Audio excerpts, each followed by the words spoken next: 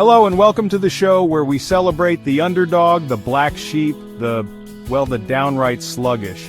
Today we're counting down the 10 slowest cars in the world. That's right, forget about your Lamborghinis and your Ferraris, we're talking about the vehicles where 0 to 60 is measured in geological epochs. Not every car is built for speed, some are built for, something else entirely.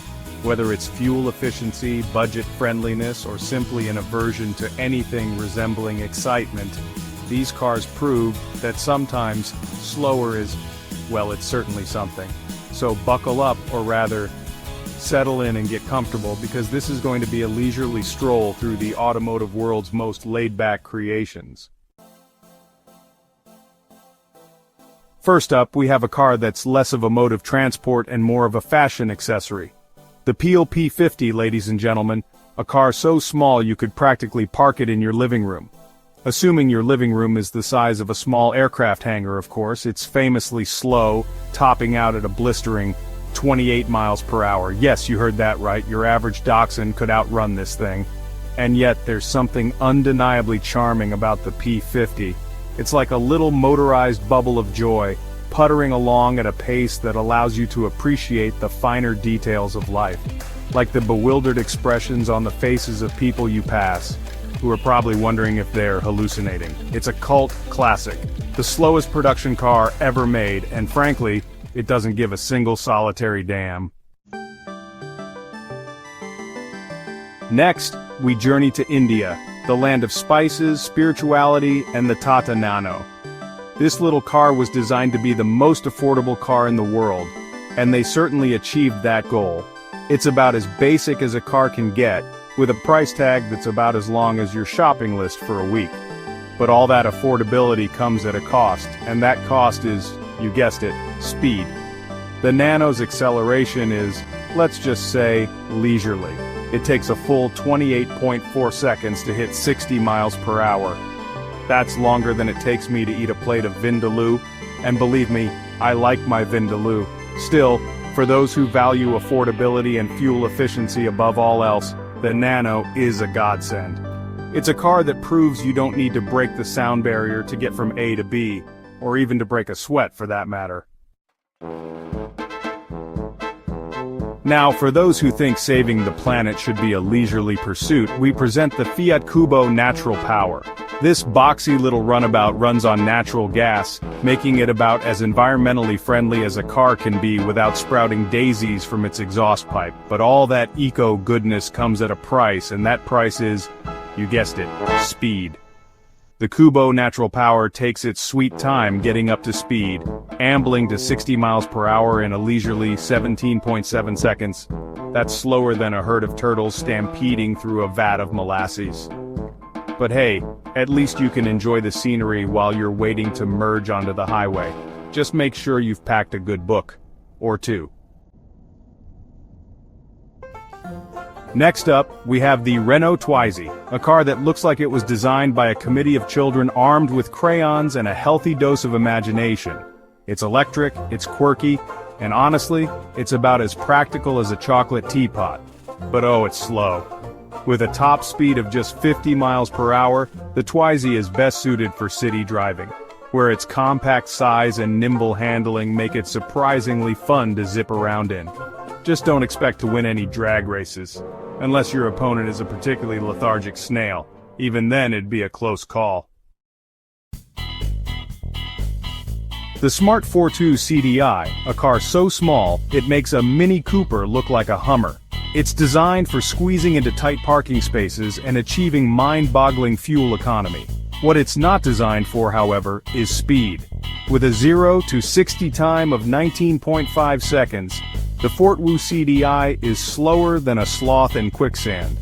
But hey, at least you can brag about how little fuel you're using while you're stuck behind that tractor.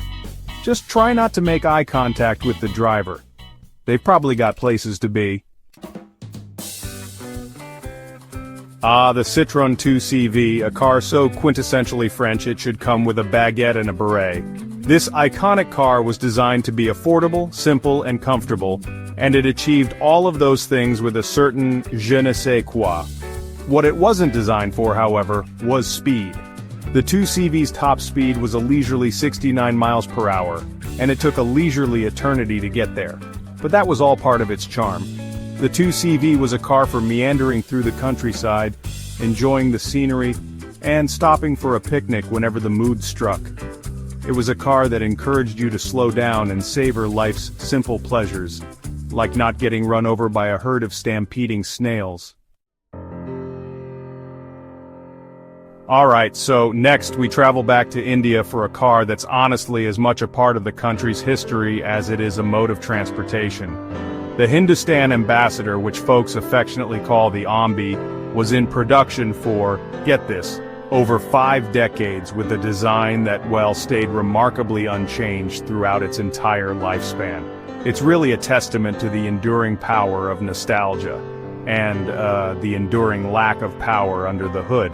Seriously, the Ambassador's engine was about as powerful as a wet paper bag, and its acceleration was, about as exciting as watching paint dry. But you know, for generations of Indians it was the car that took them to school, to work, and even to their weddings. It's a national icon, a symbol of a bygone era, and honestly a prime example of what happens when you prioritize character over horsepower. The Maruti Suzuki Omni, a car that's as ubiquitous in India as chai tea in Bollywood movies. It's a utilitarian workhorse, designed to transport people and goods with maximum efficiency and minimum fuss. It's also about as exciting as a beige wall. The Omni's engine is about as powerful as a hamster on a wheel, and its acceleration is about as brisk as a leisurely stroll through a retirement home. But for millions of Indians it's the only car they've ever known. And they love it for its reliability, its affordability, and its ability to carry more people than a clown car at a circus convention. Just don't expect to win any races against anything other than a particularly slow-moving cloud. The Chevrolet CMV, or Chevy Move as it's known in some markets, is a car that's about as basic as it gets. It's designed for those who believe that a car should be nothing more than a means of getting from A to B, without any unnecessary frills or thrills. It's the automotive equivalent of a plain white t-shirt. The CMV's engine is about as powerful as a hairdryer, and its acceleration is about as impressive as a snail climbing a hill during a rainstorm. But for those who value simplicity and affordability above all else, the CMV is a viable option. Just don't expect to turn any heads while you're driving it. Unless, of course, you're driving it through a retirement home.